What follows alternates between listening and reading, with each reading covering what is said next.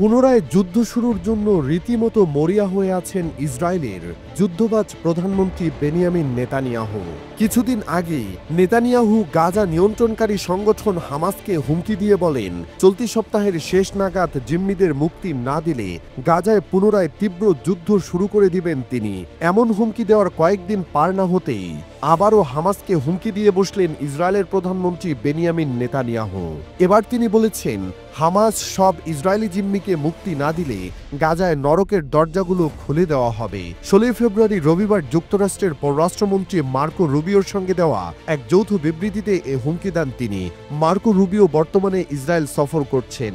খবরটি প্রকাশ করেছে কাতার ভিত্তিক সংবাদ মাধ্যম আল জাজিরা।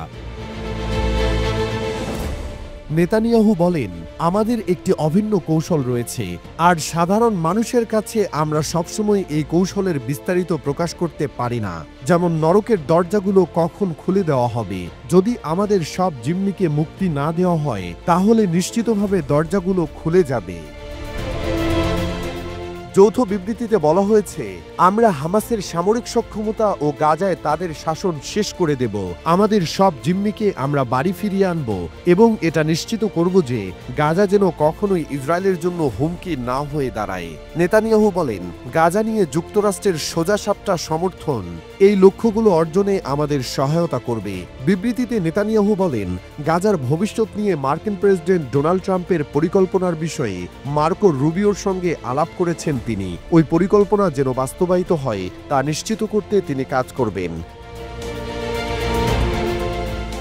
ট্রাম্প সম্প্রতি বলেছেন, সংঘাত শেষে গাজার নিয়ন্ত্রণ নেবে যুক্তরাষ্ট্র।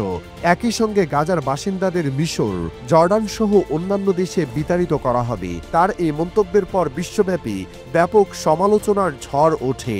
রুবিও বলেন, ট্রাম্পের গাজার পরিকল্পনা হয়তো অনেককে হতবাক করেছে, তবে গাজা নিয়ে একই ধরনের পুরনো পরিকল্পনা আর করা হবে না।